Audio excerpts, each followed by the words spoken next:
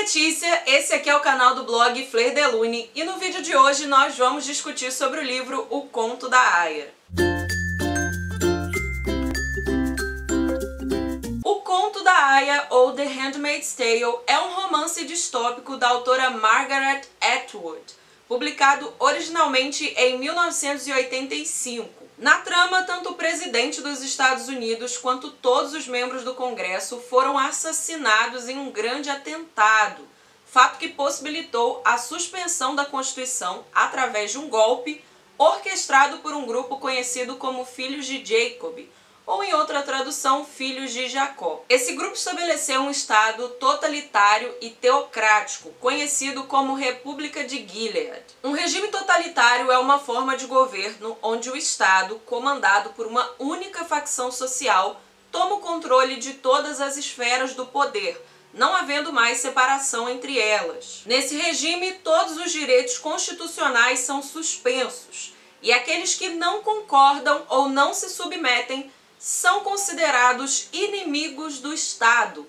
portanto são perseguidos, presos e mortos. A mesma coisa acontece com um regime teocrático, só que a facção que assume o poder utiliza de uma religião específica como forma de dominação, perseguindo os hereges, que é exatamente o que acontece em O Conto da Aia. Aqui, todas as ações políticas, jurídicas, de conduta moral e também éticas são baseadas em condutas religiosas, mais especificamente nos textos contidos no Velho Testamento da Bíblia. Para dar um exemplo, seria como se um grupo tomasse o poder no Brasil, suspendesse a Constituição e todos os nossos direitos e alegasse que todas as ações a partir de agora serão tomadas através de conduta religiosa, tendo como base o nosso supremo governante, que seria Deus. No contexto da história, não é possível simplesmente sair do país. Ou você aceita ou você morre.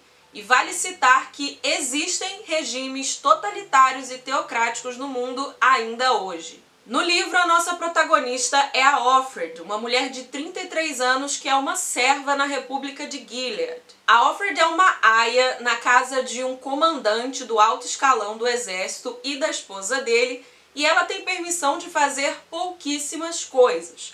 Na verdade, a única função real das aias dentro dessa configuração política, dessa configuração de governo, é procriar. Isso porque o mundo foi devastado pelos efeitos da radiação e também de uma guerra que ainda está em andamento, e a maior parte das mulheres, no que antes era considerado os Estados Unidos, se tornou infértil. E com a queda brusca da natalidade e o estabelecimento desse Estado teocrático, as mulheres que ainda tinham condições de gerar filhos foram separadas das famílias e se tornaram propriedades do governo, pertencendo à classe das aias. Nessa realidade, as mulheres não têm nenhum direito e elas são separadas em castas. Além das aias, que são identificadas pela cor vermelha, tem também as martas, que fazem as funções domésticas nas casas dos comandantes, as tias, que são mulheres responsáveis por fazer meio que uma lavagem cerebral nessas aias, num lugar chamado Centro de Reeducação Raquel e Leia, ou Centro Vermelho. Também as esposas dos comandantes e de homens de posições inferiores, que são chamadas de econo-esposas,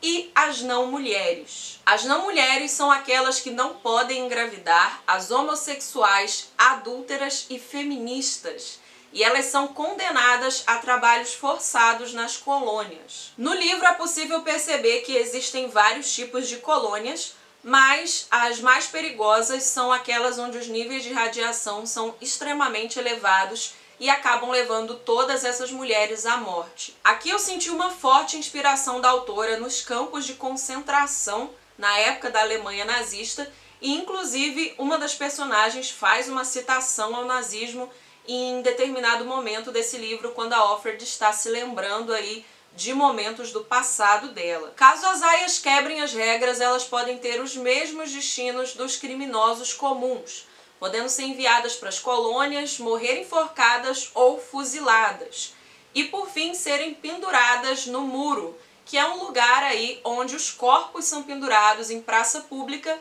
para servir de exemplo para a população. Uma vez por mês, as aias são estupradas pelos comandantes, com o objetivo de que elas engravidem e tenham um filho que possa ser entregue para as esposas desses comandantes. Esse ritual é chamado de cerimônia. Acontece uma espécie de missa antes, com leituras bíblicas do Velho Testamento, e então a aia se deita entre as pernas da esposa e é estuprada pelo dono da casa. O nome delas, inclusive, segue esse princípio de posse. Offred não é o nome real da nossa protagonista. Na verdade, eles dão a entender que o nome dela é June, mas o livro não confirma essa informação. Na realidade, quem meio que confirmou isso foi a série The Handmaid's Tale, que é produzida pelo Hulu, que é um serviço de streaming semelhante à Netflix, mas que ainda não chegou ao Brasil. Offred é basicamente um termo em inglês, que é a função de off com o nome do comandante, que é o dono da casa. No caso, Offred seria Offred, do Fred. Essa é uma história que de maneira nenhuma é fácil de ler, principalmente se você fizer parte de uma minoria. A narrativa toda é extremamente envolvente e também muito angustiante, e tem cenas em que você fica particularmente incomodada, principalmente nas tais cerimônias e em outros rituais, como no caso do parto, das aias e também das execuções públicas. O mais preocupante, eu diria, é que a autora Margaret Atwood escreveu essa obra em 1985.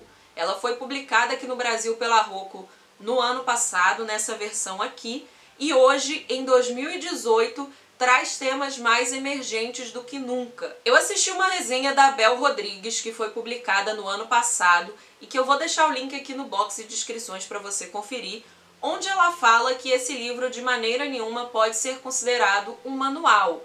Entretanto, é possível que várias coisas que estão contidas aqui possam vir a acontecer. Isso porque ainda nos dias de hoje existem estados teocráticos, existem estados totalitários, onde na maior parte das vezes as mulheres não possuem direitos, são consideradas inferiores aos homens e são submetidas a inúmeros absurdos, assim como as demais minorias. Eu demorei bastante para fazer essa leitura, para entrar mesmo de cabeça nesse livro.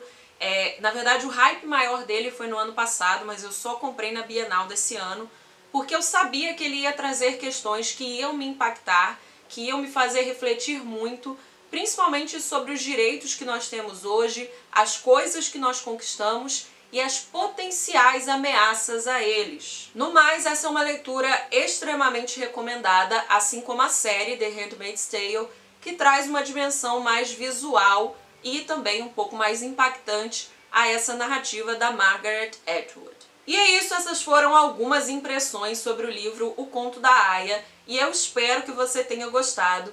Se você gostou, não esquece de deixar seu like nesse vídeo. Se ainda não se inscreveu no canal, se inscreve que sempre tem conteúdo novo, vem muita coisa bacana por aí. Se você tem um amigo ou uma amiga que você acha que precisa fazer essa leitura ou que também gosta desse livro, compartilhe esse vídeo com essa pessoa e, por favor, me diz sua opinião aqui nos comentários, porque eu preciso muito conversar com todo mundo sobre O Conto da Aia. E se você tem alguma sugestão ou quer pedir ou fazer uma indicação de livro, filme, série ou quadrinho, deixa aqui nos comentários.